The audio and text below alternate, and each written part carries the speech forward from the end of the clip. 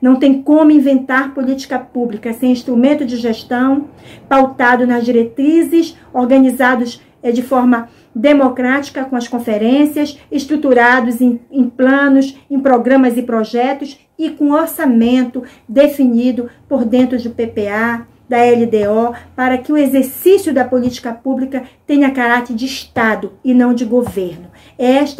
Foi um grande avanço, onde o Brasil teve um período de exercício disso. A gente conseguiu fortalecer no campo nacional uma estrutura de uma secretaria com status de ministério, dialogando com todos os ministérios da saúde, da educação, tirando um pouco desses recursos e tornando isso direcionado para os estados onde mais precisava. Então a SPM aprovava esse edital com diagnóstico, onde os estados participavam, apresentando o diagnóstico, onde poderia ter essa intervenção e como nós poderíamos estar criando o organismo, né? Infelizmente o estado do Pará não criou uma Secretaria da Mulher, foi criada a primeira coordenadoria estadual de promoção, né, de política para as mulheres, com ampliação da Secretaria de Justiça para a Secretaria de Justiça e Direitos Humanos. Mas mesmo assim a gente considera isso um grande avanço.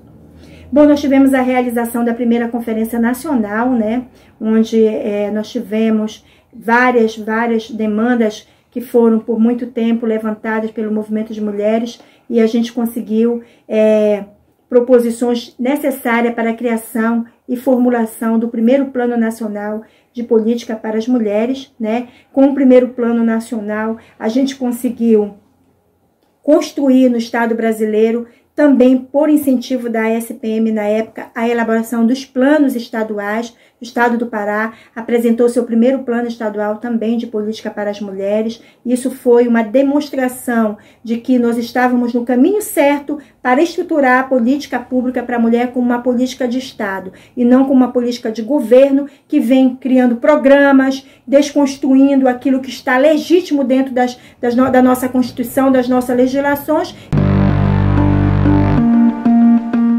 Bom, gente, dando continuidade ao nosso módulo Gestão Pública na Perspectiva de Gênero, que nós vamos tratar aqui sobre a rede de atendimento, temos a honra de receber o nosso promotor, Nadilson Portilho, promotor da 4ª Promotoria de Violência contra a Mulher de Ananindeua.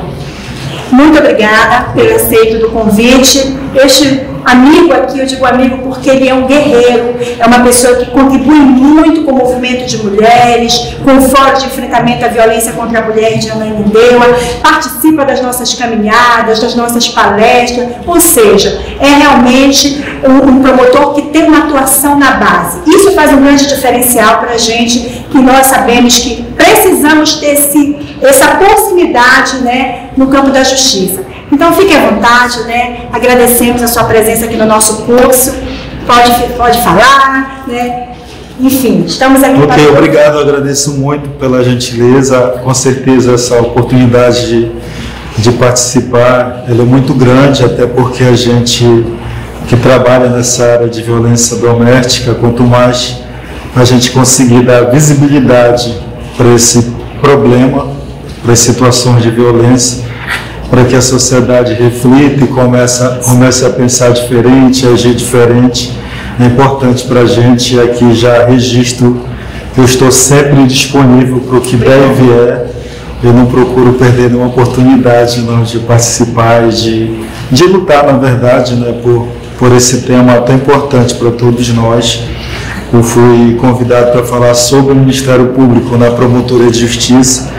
Todo mundo sabe que os poderes da República são o Executivo, o Legislativo e o Judiciário. O Ministério Público é um grande órgão que não faz parte dessa estrutura federativa de poder, mas na verdade eles titulam como o 4º poder em razão de suas garantias e prerrogativas constitucionais que possui em favor do cidadão.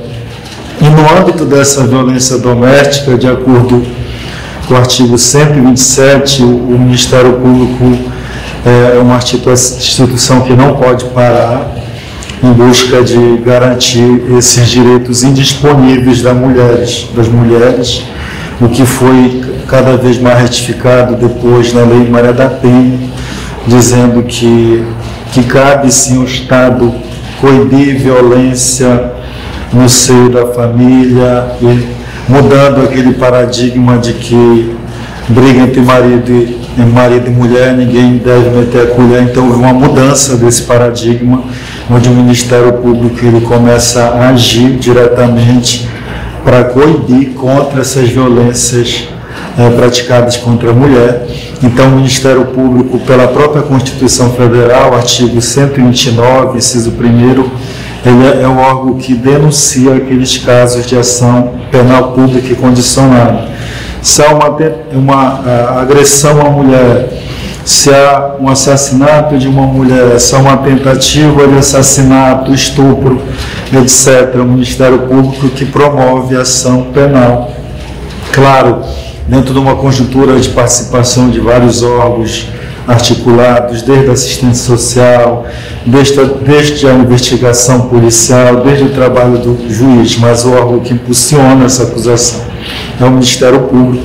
Mas eu queria só dizer, Márcia, para deixar claro para quem está assistindo, que o Ministério Público, ele tem, não só pelo artigo 127 da Constituição, como essa instituição defensora da sociedade brasileira, mas a Lei Maria da Penha ela amarrou bastante a atuação do Ministério Público, dizendo no artigo 25 e 26 as suas funções do Ministério Público, que não seriam só de fazer denúncia contra os agressores de mulheres, mas por esses artigos, o Ministério Público ele cuida de fazer o cadastro da violência doméstica no seu âmbito territorial, ele faz fiscalização das entidades públicas e privadas que prestam serviço às mulheres de situação doméstica e familiar.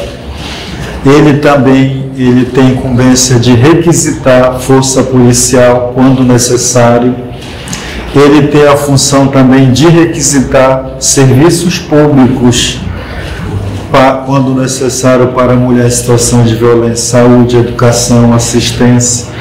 E ele não só faz denúncia, mas também ele pode pedir medidas protetivas, todas aquelas medidas para que as mulheres tenham mais segurança e fiquem afastadas de todos os tipos de violência, uma forma de socorro às medidas protetivas, e pode também requerer prisões preventivas dos agressores.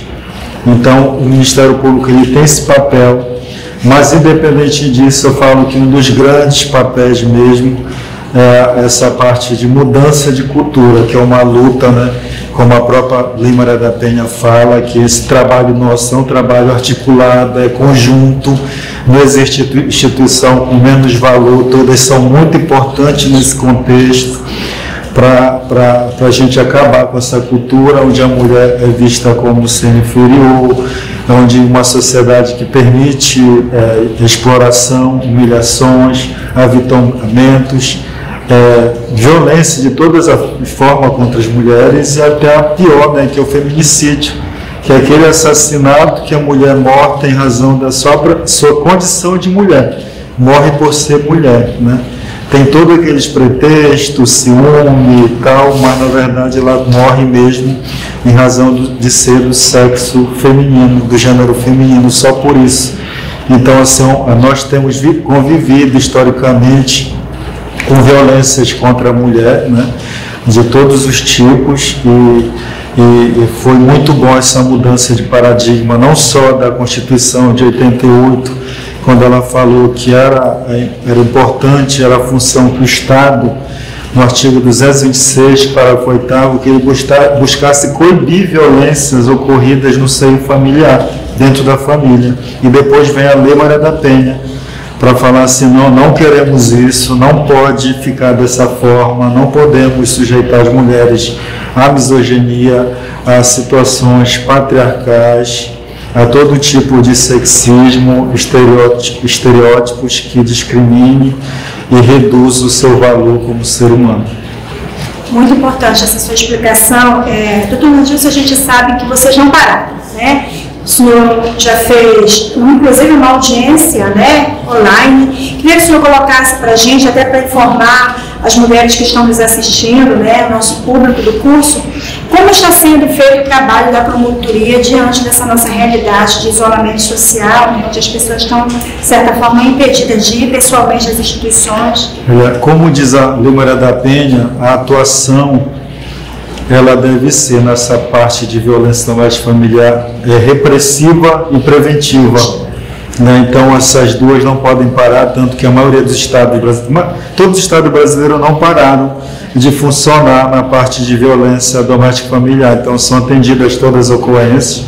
Nesse momento novo que nós tivemos foi a ampliação dos canais remotos de atendimento, telefone, WhatsApp, acesso aos sites, redes sociais. Então nós tivemos uma ampliação disso, né? E em todos os órgãos isso foi uma parte positiva para que a gente vença essa parte da repressão, né? Importante muito a parte da repressão, que o cidadão ele tem essa oportunidade de denunciar, né? Não só aquela mulher que é vítima, mas os terceiros, né? Vizinhos, familiares que possam garantir acesso a esses canais remotos. Assim, um grande problema que nós temos ainda, que temos que pensar numa solução, é porque muitas mulheres não têm acesso a um telefone, um aparelho celular, etc., principalmente de comunidades mais pobres e rurais, e na pandemia a gente tem que procurar uma forma, Márcia, de chegar até elas. Importante. Que são, acho que tem casos subnotificados, que não chegam. Não chegam. Eu estou olhando os relatórios e não chega de determinadas comunidades e bairros, isso me preocupa.